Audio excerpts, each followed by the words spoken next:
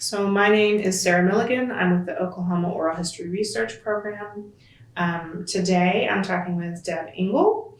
I didn't say, I was about to say I was writing the Doel Reed Center, and I thought I introduced myself as a part of the Doel Reed Center Oral History Project.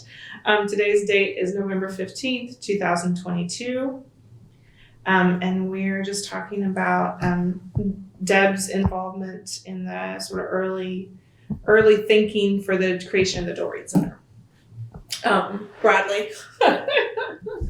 Okay, so I think it has been really helpful to just sort of have you give a brief overview of a little bit about sort of yourself and your relationship with the university, and then how you kind of got involved with those discussions of what became the Doel Reed Center. Okay.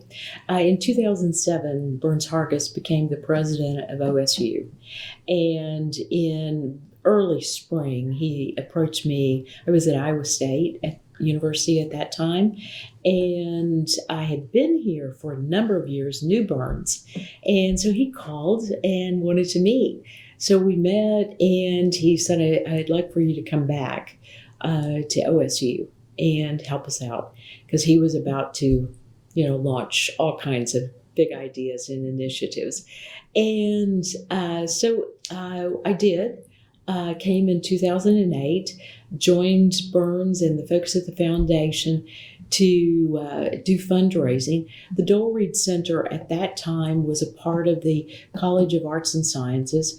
It actually reported to the art department, and Sally McCorkle, and Dean Sherwood was very involved. Dean Peter Sherwood, Sally McCorkle, of course, was the first director, and Susie Thompson was the first fundraiser, and she and Dean Sherwood and Sally worked together to put together sort of a case for support for why this is important to OSU. They really launched a committee of volunteers and began to raise awareness with events in individuals' homes and seeking support for the center. Martha had gifted the property to OSU through a life estate, I believe it was. Actually, life estate plus a charitable annuity. And so there were, Gary Clark was involved. Kent and Jeanette Young were the executors of her estate. So, and had been around and known Doel. So it was just a plus to have those kind of folks involved from the very beginning. I got involved with the project a little later. Susie left, Sally left. The program became a program that reported to the president's office. Gary Clark, of course, was involved in that, as was Burns and Ann, very involved. So that's when I became involved. It was probably 2009 before I directly got, super involved, forming a volunteer committee, really launching some initiatives. Martha died, I believe, maybe 2010, somewhere in that area, and that's when we really, in earnest, started to think about what could we do with the property, how could we use it for classes, and achieve what both Doel and Martha wanted us to do with the property. And that was to offer a multidisciplinary listing of credit classes, as well as possibly some non-credit classes. And so that's what really started the conversation. Of course, we had lots of renovations to do before that, that could happen. Mm-hmm. So, yeah.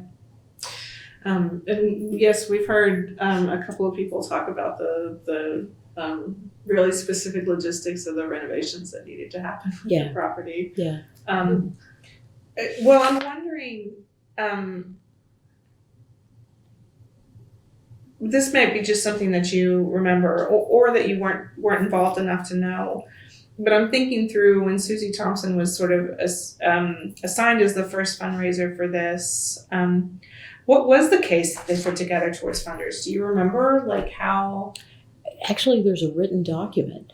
There's a great written document by Sally, and we all used it to raise funds. And that was really our core message at these events.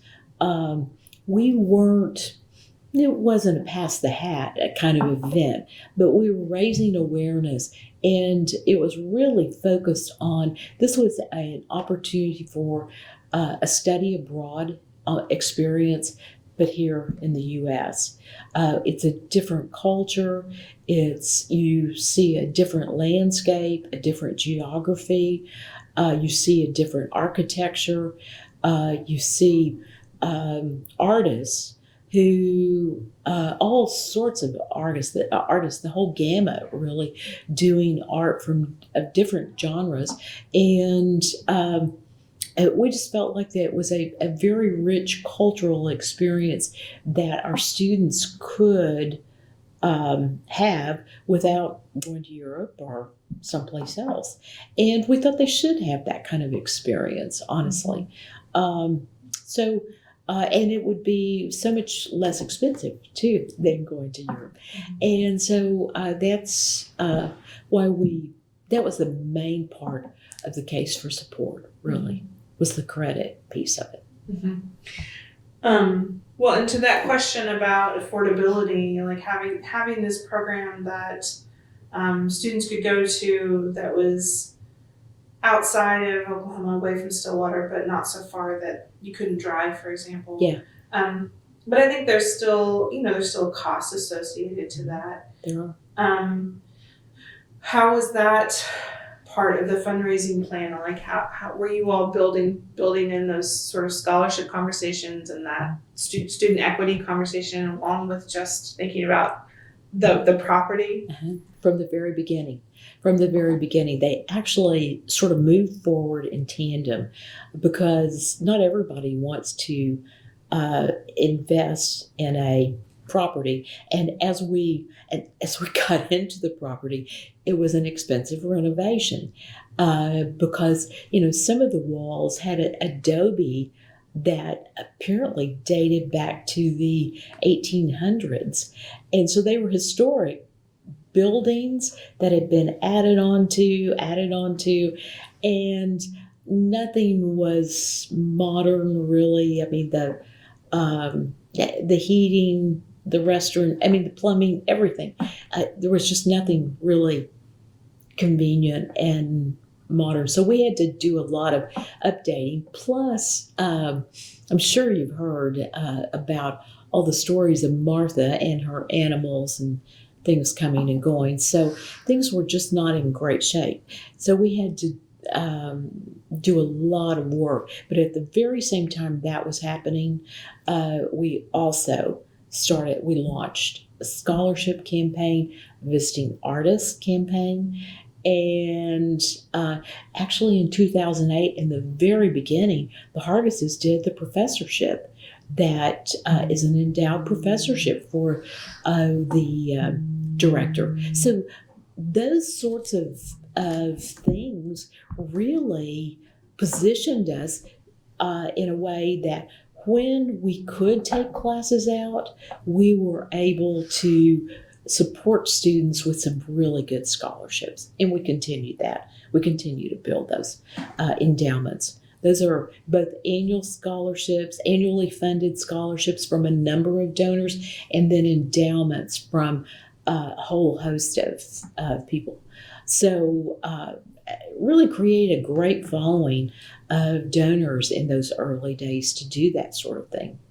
Most of I was thinking, during those renovation days, most of the classes and things obviously were held off-site, but there were a few. I mean, there would be internships at the Taos Art Museum. We had a great partnership with Taos Art Museum, still do, and that's because Burns is on their board too.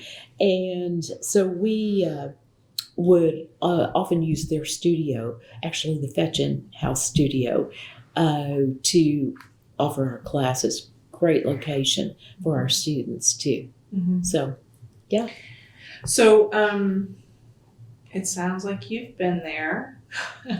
When was the first time that you got to go out and see the space? 2008.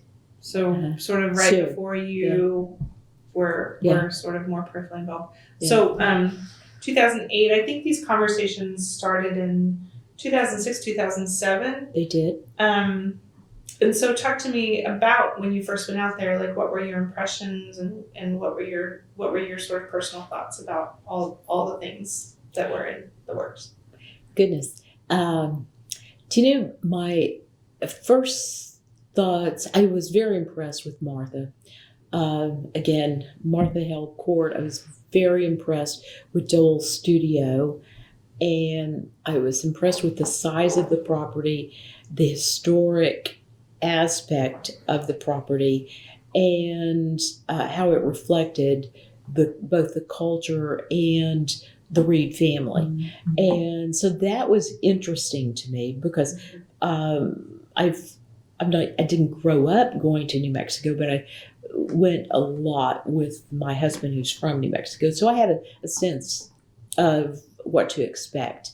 It was a large piece of property. The only downside is most of it is just down the hill on the back side. So it's not usable really without a lot of excavation work, I guess.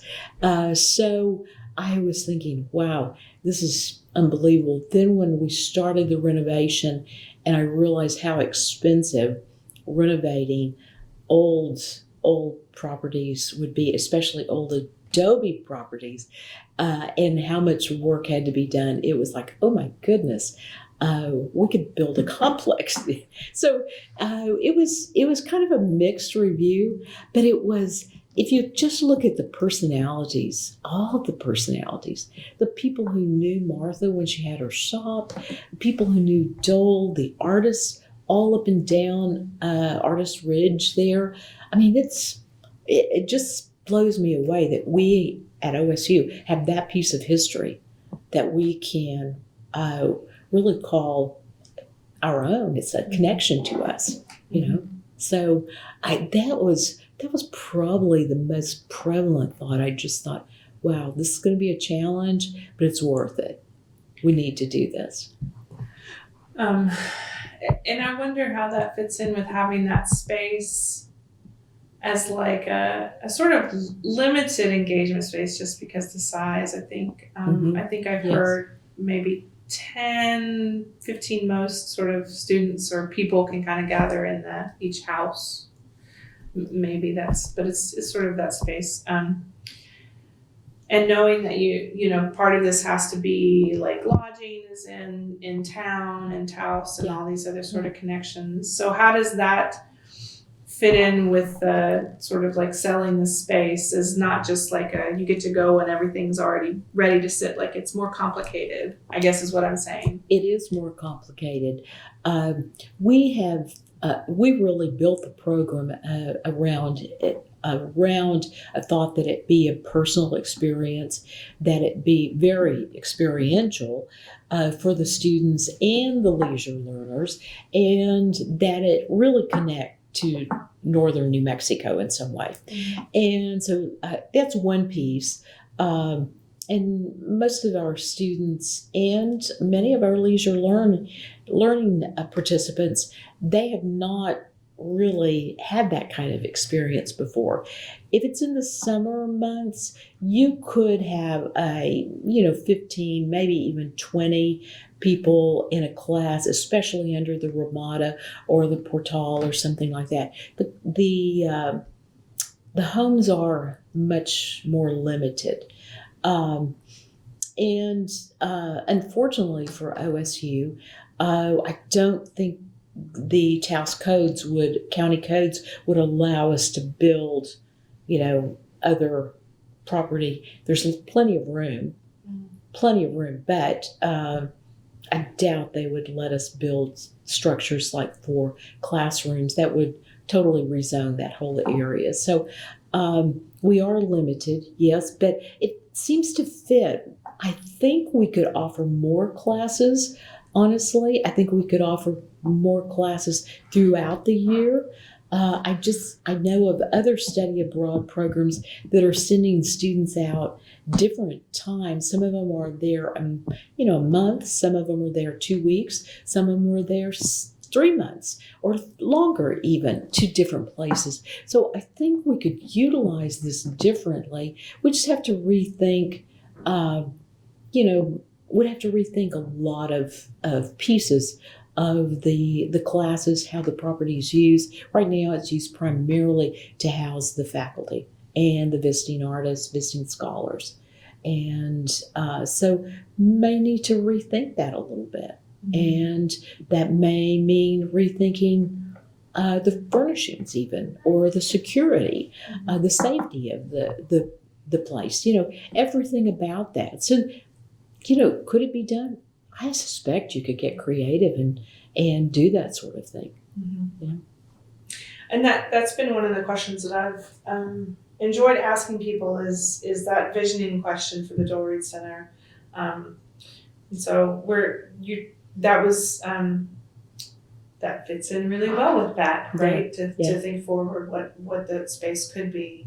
But maybe let's go back a little bit back in 2009, when you were really sort of pulling together your volunteer corps to take over. What kind of reception did you get from folks, and who if you want to talk about like who was sort of some key sponsors for that, or how did those relationships go? That would be good to hear more. Okay. Probably Dick and Melinda Fisher here locally. Melinda Berry Fisher was the interim president of the foundation when the property came to OSU. So she was very involved. She and Dick stepped up in many ways. Bob Parks also stepped up in many ways. Initially, we were helping Martha just keep the property viable and keep Martha in the property. So there were lots of things. We bought a number of Doel's art pieces that are at the museum, part of the Doel Reed collection. We did lots of things to assist her. It was all after the property was signed over, so it was all to support the property, but it did benefit her in many ways. Dick and Melinda have always been really good supporters of the Doel Reed Center. I would say Rick and Larry Cooper from Oklahoma City, they happened to fly out. They were very close to Burns and Ann, and they happened to fly out for that initial event that we had announcing that Martha had gifted the property, and they were a large underwriter of the property renovation, and started the creation of an endowment to support the property. After that, there are a number of people who have helped. Holly Goddard in Scottsdale, Phoenix, Arizona. She did an estate commitment for the property. Nigel Jones continued to give to the property. And all of these people have their name are recognized at the property very subtly, but in very nice ways. Nigel Dick Sias, who's now deceased, he did a fabulous gift in honor of Burns and Ann, and in honor of his deceased wife, who was an alum and an art lover. There were so many. I'm trying to think. Many of them were involved with the committee. As people learned about this, came on to the committee, they began to think of ways that they could invest and bring other people to it. One of the greatest champions was Jim Valiant from Oklahoma City. What a sweetheart. An alum who had great stories of his time on campus. And he was an art lover, and he loved Burns and Ann. The minute he heard about it, he went out, met with Martha, and happened to be there on the day that she signed the commitment over to OSU when her attorney brought the paperwork. And so he loved to tell that story. And then later went out, took a crew from his business. They hauled off so much trash and just dead trees, broken down things. He really put a lot of really sweat and blood into the property, as well as money to renovate it. His daughter is an OSU alum, Ann Sutherland, and she asked him what he wanted for Father's Day one year, and he asked her, he said, "I would love it if you would furnish the Doel Reed property." And she did. And so that's why we have Casa Sutherland, and then Rick and Larry Cooper, we have Casa Cooper. So she furnished the whole thing. Beautiful design, very clean, just very beautiful design. And then Jim's sister, Maggie Barrett, was out when we dedicated the Valiant Gathering Place, the outdoor fire pit and things like that. She said, "We need a garden here. That's what we're about in our family, is a beautiful garden, and we need a garden." And I said, "Maggie, help me out then." And she said, "We need sculpture, we need art, we need outdoor sculpture, and we need a garden." And she got busy just calling on all of her friends, and it might be $1,000, it might be $100, it might be $10,000. And she raised enough to really landscape. And again, after everything was done, we added everything to the property endowment to maintain it then too. So we have a decent property endowment, and we'll have more in time through these estate commitments from people. So it's just been a kind of word of mouth, and it just evolved. I don't know. It was kind of cool though to watch the whole process, and it didn't happen fast. I mean, it took some time. It really did. Do you think it took more time than some other initiatives, like building initiatives or programmatic or anything that would be comparable to that? Or did it feel pretty? Most of the time it was so personal. It was Jim asking another friend to support, something that he cared about, because he had probably more than likely supported something in Oklahoma City that they cared about. So it was that sort of thing. It was at Christmas, all of Jim and Maggie's their grandchildren, their cousins, their aunts, everyone would give gifts to the Doel Reed Center in their honor. Yeah. So it was really kind of personal, Yeah. It really was. What did I mean, along the lines of like how did that work unfold? I mean, I do think it's really interesting that as people went out there and they experienced that space, it seemed to be like the trigger moment of, oh, we really need this to be a place where our students can come. We need this to be a place where people can just be, right? Mm-hmm. And so I'm curious, like how that has played out. Have you ever been able to take any courses there? Have you ever done leisure courses or other things every there? year? Last year was my first year. I think we started the leisure classes in 9 or 10. Last year, maybe 10. One leisure class. Ed was the first to offer those. and I've taken a class every year. So I know how important it is, and most of those people who take a class are also donors at some level. They give at some level because they know the importance of the property. Mm-hmm. Was there any thought behind cultivating that donor base with starting those leisure classes? Probably. We just wanted really to see the property more used more often initially. And we thought, if you look down the road at the Southern Methodist, the SMU model, they offer like a week-long class. They offer a ton of classes. And those individuals don't stay on the property. They don't take classes on the property most of the time.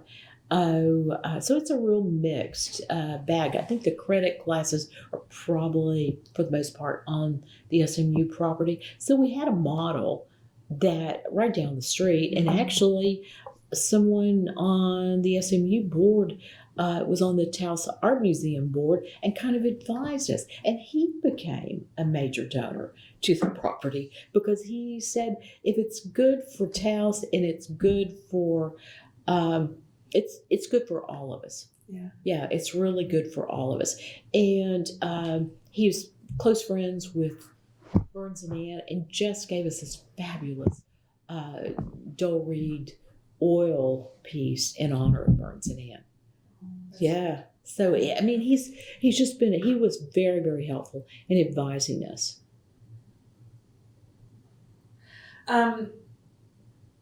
Tell me some about your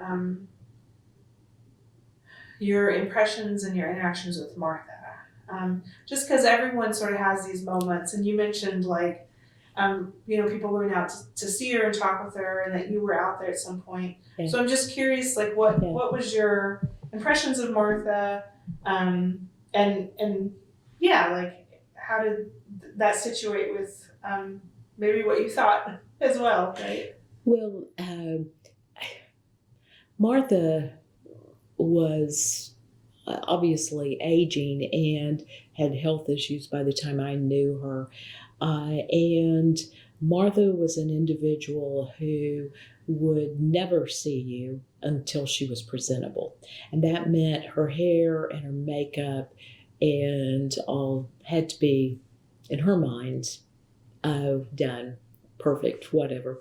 And then she would see you, and just mainly it was a Q&A, a question and answer about her career, her dad, and her mother also, because her mother was also a talented artist.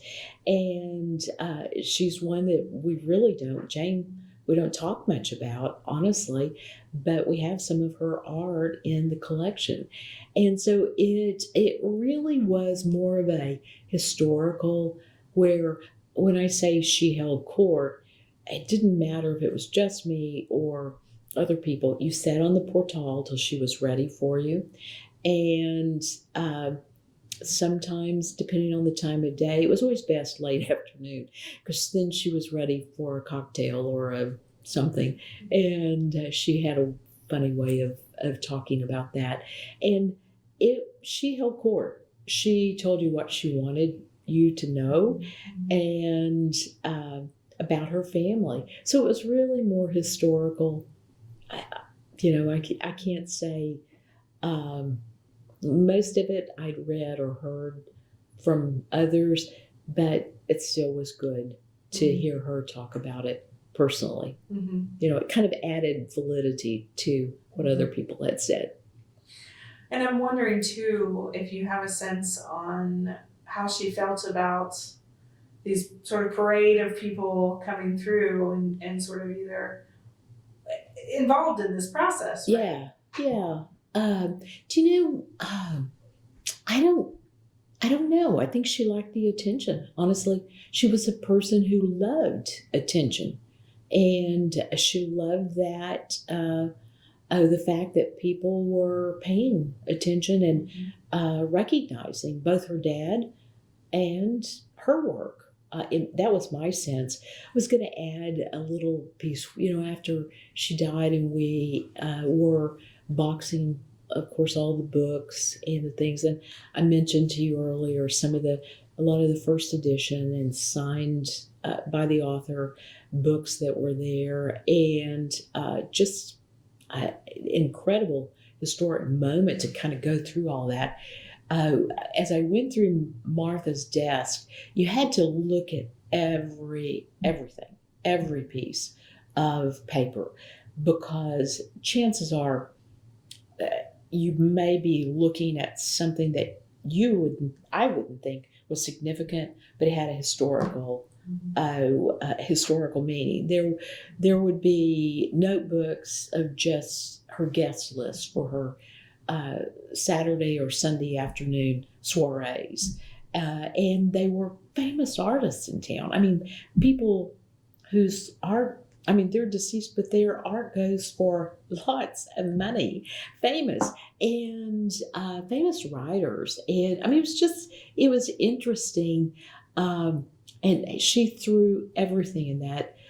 She would have notes from R.C. Gorman, the artist R.C. Gorman. She'd have notes from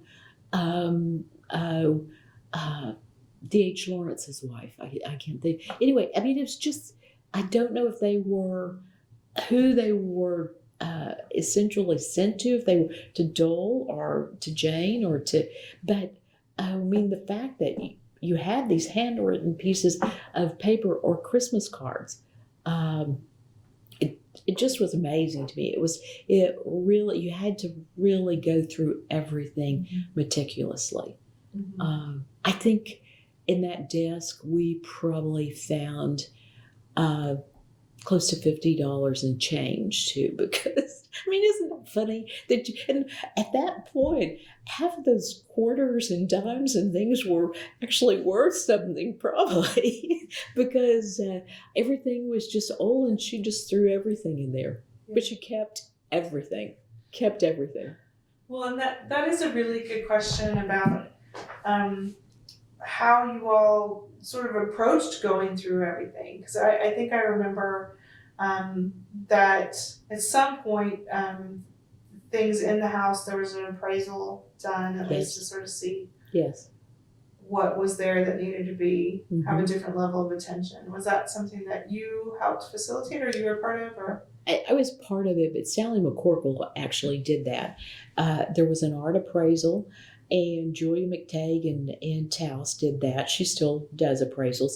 Julia also did an appraisal of really the contents of the house. And basically, the art appraisal, it's significant enough at that time, the value.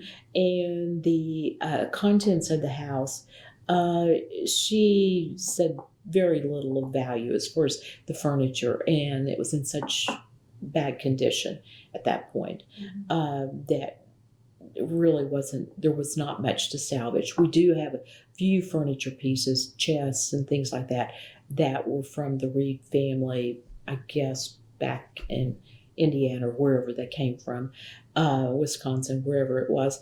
And then we had a jewelry and artifact appraisal, and Jackie's Trading Post, where she bought a lot of that. He was a neighbor, sort of a neighbor, if you will, downtown, business neighbor. And so we knew that she had bought much of that there, or traded it with the natives there, the Taos Pueblo, or others. And so Bill Slade did that. So we have copies of that, and they should be in your special collections files. So we tried to go about that. But when we got into the contents of the house, first of all, she'd been gone for a while, so things were, it was an added mess. It was dusty and not a super clean situation to be working in. And the animals, all the animals that have been in there. We had some people who were allergic to all the cats and dogs and other animals that had been in and out of there. So we were tried to be very, very careful and box anything, put it in files, box anything that looked of value. There were things, and everything went to storage at that time. Nothing was really thrown away. I mean, a grocery receipt, yes, but nothing was thrown away. Later, I believe the like dishes and things like that weren't really of that historic value were probably given to Goodwill or something. Yeah. One of the directors, but many of the what I would call the artifacts either came back here or were supposed to, or they are on display in the house. And there's several things that are theirs. There's an art piece. There's of Jane Reed's. There's some things of Martha's.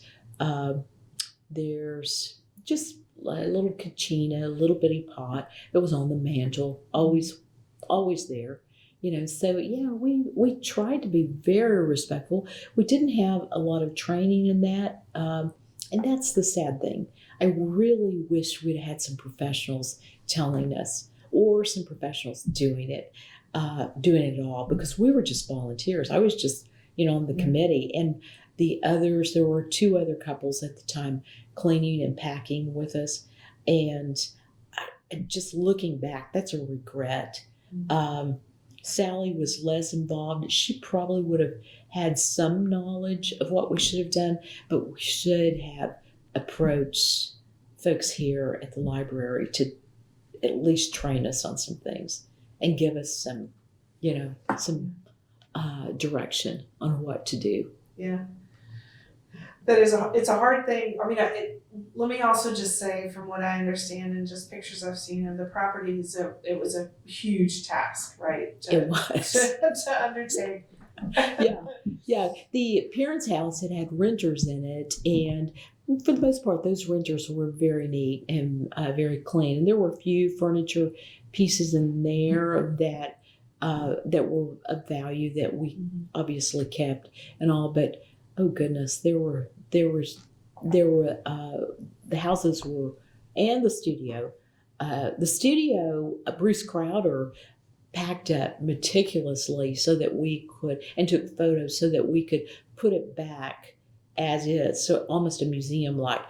As I understand it, we probably need to rethink that strategy a little bit, because there's a lot of things, because of mice and rodents and things, that we probably need to store differently or account for differently. Yeah. And perhaps they need to come back here into a secure place, either the museum or here.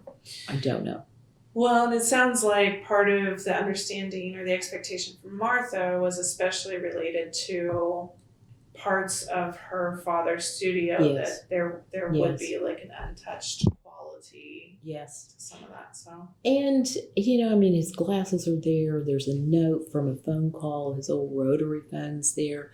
You could do some of that with objects that the elements and just are not going to harm.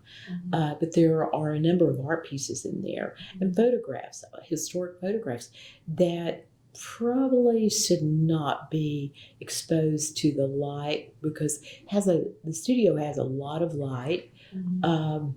It just seems to me that it might be time to kind of rethink that. Yeah.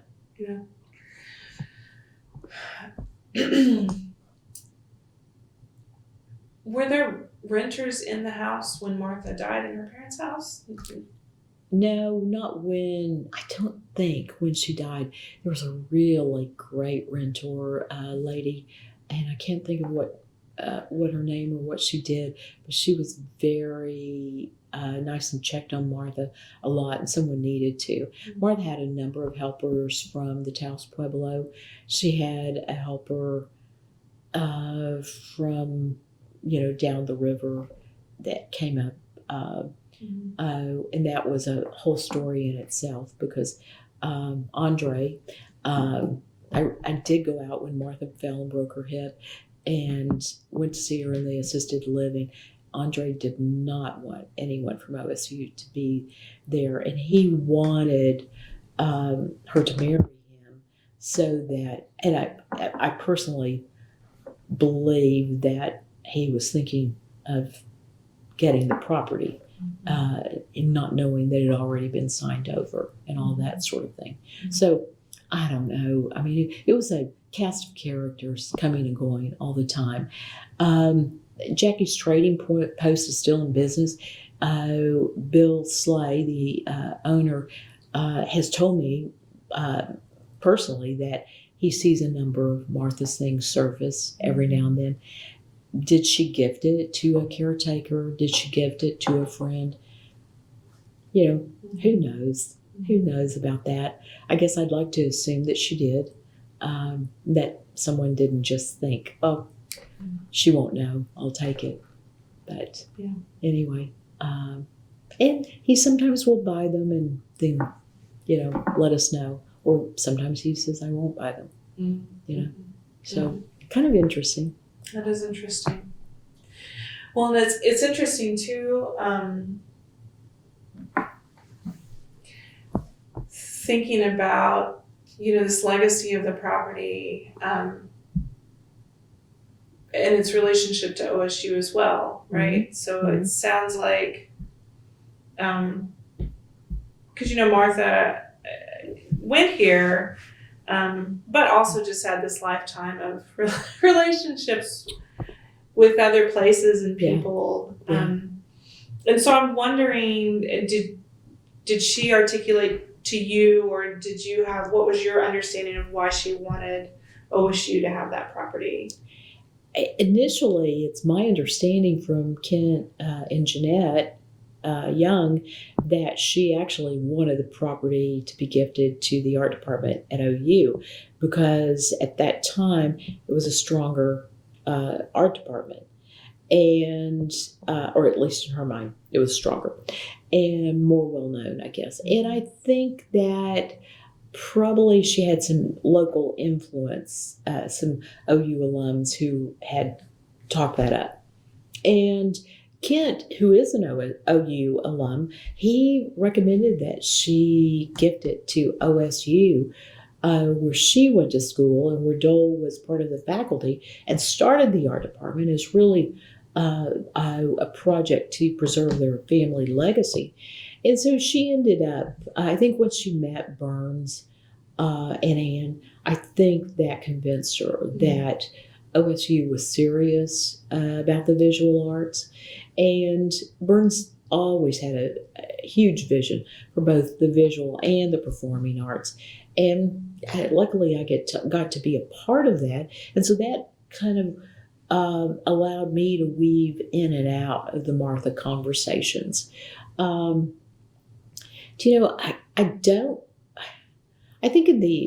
think towards the end, after she did it, I think she was pleased.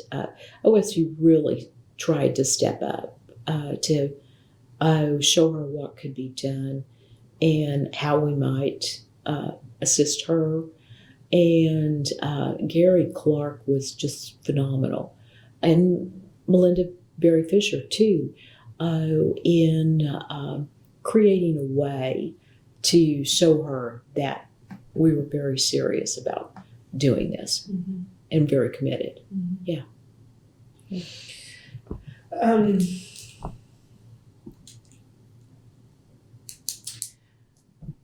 I think, is there anything else, or any other parts of your relationship with this story or the center that we haven't talked about that you still want to make sure that we include here?